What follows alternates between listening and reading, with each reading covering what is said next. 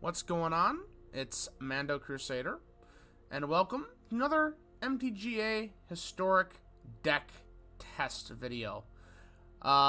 This time, we're looking at a deck that has intrigued me, for a little bit now. That being Mono Red Hollow One. This is a deck that I first read about on an MTGA Zone article, and I've wanted to try it for a while, and today I'm gonna be doing that. I'm gonna be doing that live on this pre-recorded video. Now normally this is the part where I'd get into like the deck tech. However, for the first time in a long time, I've been making my own decks for a while now, but this deck is actually almost it's almost a net deck. I've made a couple of changes, but this deck is heavily based on the final deck from the article I just mentioned. Credit to that article for this deck and the person who wrote it. I forget their name, but I'm going to be providing that article in the description if you want to read it yourself. I highly recommend you do. It goes into a lot more detail than I ever could, including sideboard options for best of 3, which is very nice. I'm definitely going to be following its recommendations eventually once I get more rare wild cards. But so I'm just going to be going a very general overview, no 12-minute breakdown of the deck today. So, yeah, but before we get into that, I just want to mention that if you like this this video and this content, be sure to leave a like and subscribe. Both really help the channel out. Additionally, be sure to leave a comment in the comment section. I don't know where else you would leave a comment, but I was going to say something else, but who knows. Leave a comment in the comment section. Any decks you let me to play, I do take requests. Any thoughts on this deck? Do you think this archetype does have legs in Historic? I think it definitely has potential. And with that, let's get into a very quick overview of the deck before we get into some matches. So, basically, the deck, as the name implies, based around Hollow One. It's a 5-mana artifact creature. It is a 4/4, has cycling 2, and it costs 2 mana less to cast for each card you've cycled or discarded this turn. So obviously you want to be casting this for really cheap. We got lots of discard outlets in order to help us with that. We got Lightning Axe, we've got Faithless Looting, we've got Seasoned Pyromancer, Beaumont Courier to a lesser degree. Just really, we want to get this out. We want to get this out as soon as possible. This is an aggro deck, obviously, so we want to kill the opponent as quickly as possible. There are plenty of times you get this out on turn 2, and the opponent is permanently behind on board state because of that. Additionally, this deck wants to get value from discarding cards. That's why we have cards like Fiery Temper, which costs 2 mana less if you discard it. Blazing Root Walla, which if you discard it, you get to play for free. Addition, putting all these cards in your graveyard to activate Dragon's Rage Channeler and Unholy Heat as part of the Delirium package. Yeah, it's just basically discard cards, get value for discarding cards, and play your hand, especially because you don't want any. You only want 1 card in hand at most for a Hazoret to be able to attack. So, yeah, that's the deck. It's pretty simple. It does get a lot more complex in piloting it, but the concept, I should say, is pretty simple. The mana base is really easy. You got 1 Den of the Bugbear, 18 Mountains, and 4 Ram Unap Ruins. The deck in the article put a full playset of Den of the Bugbear. I didn't have the rare wild cards for those. However, even if I did, I wouldn't put a full set in there. I feel like this is dead probably a little bit more than we'd like it to be. I'd probably only put 3 copies in at most. Additionally, another change is the deck in the article has 4 copies of Beaumont Courier. I only have 2, and instead I have an extra copy of Lightning Axe, and an extra copy of not an extra, 1 copy of Soul Guide Lantern. I think 2 Beaumont Courier, honestly, is plenty. Now obviously, if we were playing best of 3, Soul Guide Lantern would be in the sideboard, and I'd probably play an extra copy of Lightning Axe. Because it's a really, really good card. Especially in this deck. But yeah, so that's the deck. Again, I highly encourage you to read the article I provide in the description, because that explains it better than I ever could. So, all out of the way, let's get into a few matches, let's see how this deck does, and, yeah, I suppose I'll see you on the battlefield.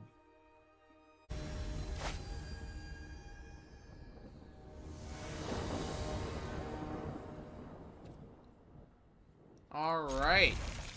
Turn 2, Hollow 1. Incoming. Hello, friend. Alright. We are playing against Burn.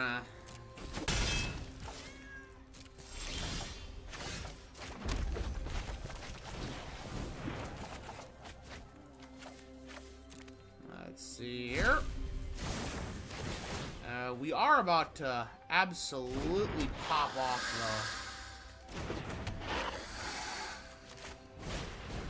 though. 1, 2, 3. And that is how you play 3 creatures in 1 turn. I should say 3 creatures on turn 2.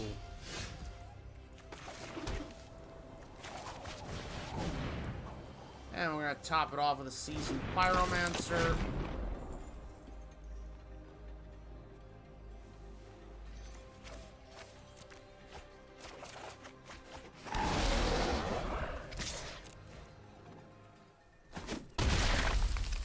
Swinging in for 4. We now have a very, very wide board.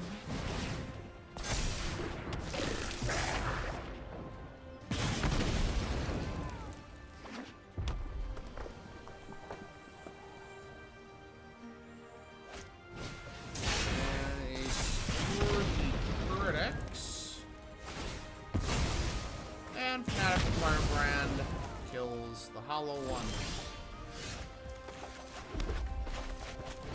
Thankfully, we do have a little bit of a recourse here. Mainly the fact that we have a second Hollow 1.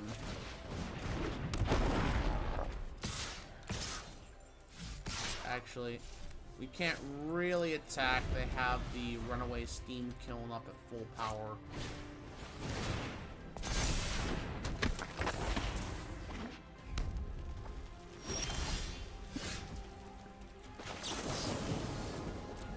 Going to discard a card to kill the Steam Kiln.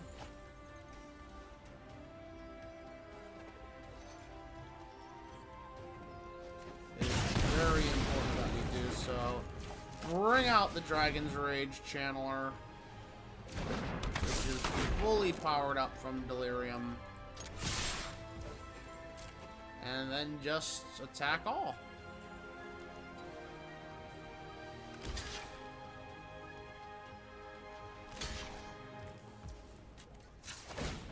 Power up our Blazing Root Wallas. Okay. Take 1 damage. Clear the board out a little bit.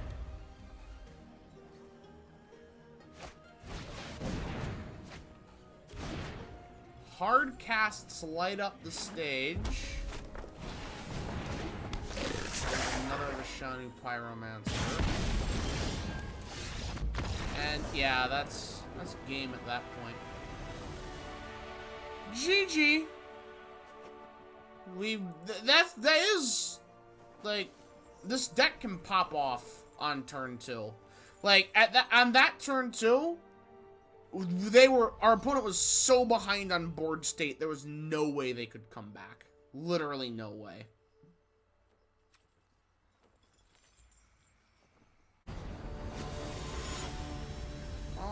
Alright. Let's see what we got this time here. Looting, courier, all 1-drops. I think that's good. Good hand, probably, maybe. Green into Llanowar Elves. Oh, that Llanowar Elves is mildly concerning. We're gonna kill that. Especially maybe going up against Elves here. Definitely Elves.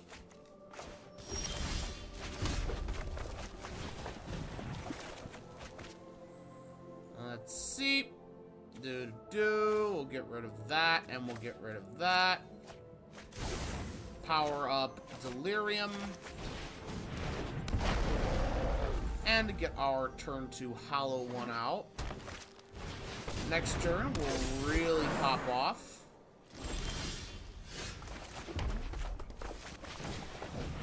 Darcy 1. Darcy 2. Unholy Heat the Elvish Archdruid. Surveil 2.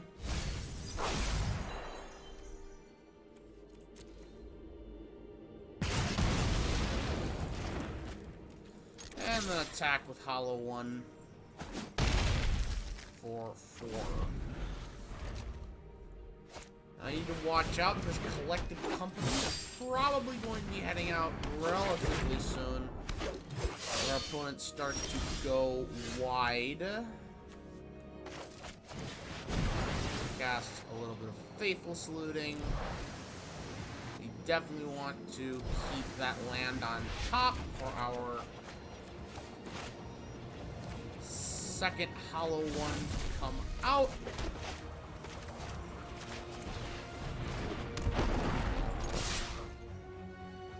Let's see.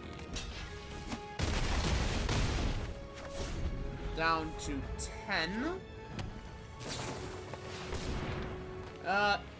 Here comes the killer. The big Collected Company.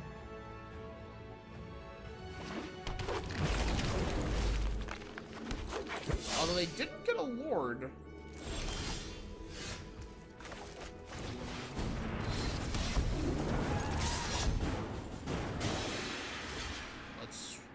Let's press the advantage here. We have more than enough health to survive. Azeroth's indestructible.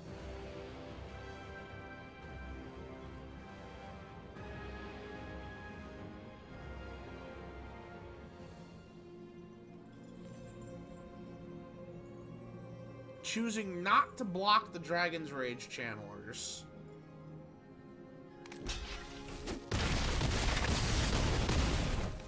Which will kill them next turn.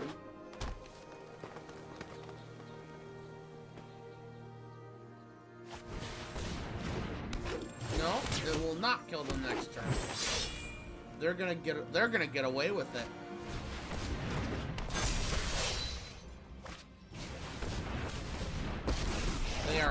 Our opponent's actually going to get away with it. I see you wish to join the vanquished dead of Dominaria. We will endure all trespassers.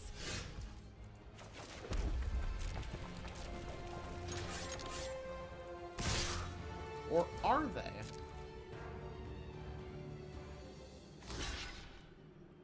Are they going to get away with it? This is the question we need to ask ourselves. Is the opponent going to get away with it?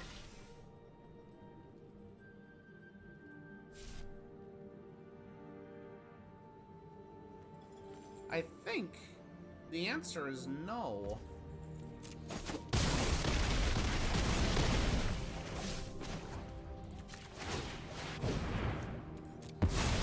The answer is definitively no.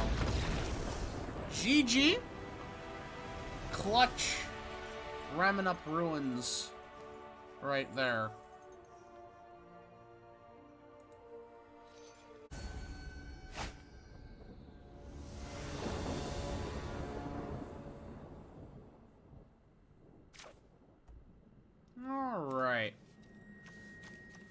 Fiery Temper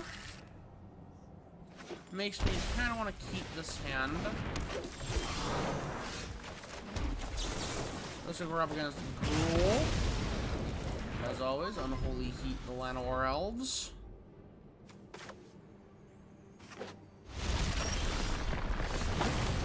Ooh. Lovely little bit of faithless looting there.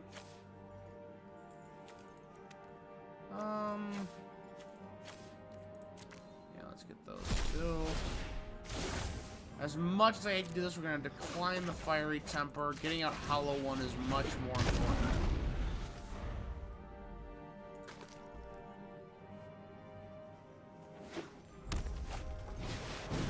A Seasoned Pyromancer from our opponent.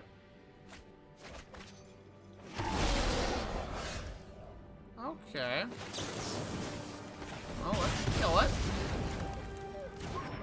And bring out the Dragon's Rage Channeler.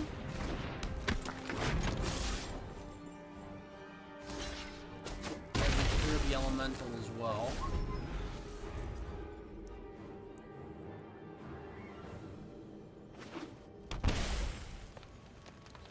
I could use land, please. Oh no, we're not going to have any land, are we? At least our channelers are powered up.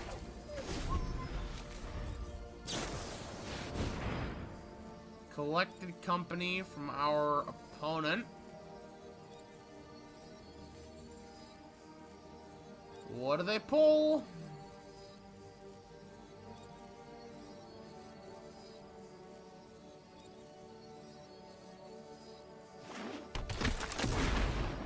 Ah. The perfect combo. The actual perfect combo.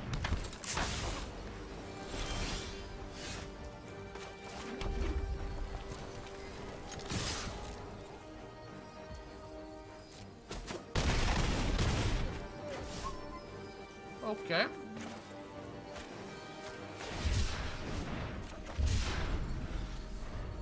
Alright. If we can survive this turn, we've won. It's that simple. I have no idea why they didn't block the Hollow One. I have no clue. That definitely would have bought them a turn. But, oh well. So, that was Mono Red Hollow One. Honestly, I really enjoy it. I had a lot of fun playing it. I love how you can absolutely just go off on turn 2 with your Blazing Root Wallas and your Hollow Ones, and it can be a very, very fast deck and you can kill your opponent very, very quickly, and I absolutely love that about it. It's really, really cool, honestly. It's a archetype that was completely enabled by Historic Horizons. I think it's a really good one at that. Again, if you're interested in learning more about it, I'm going to leave that article in the description. I really recommend you guys check that out. Additionally, like and subscribe. It really helps the channel. Comment below. What do you think of this deck? Do you think it has what it takes to stand up to the historic meta? Do you want me to try it in best of 3? Let me know. I want to hear your guys' thoughts. Thank you all so much for watching, and have a good one.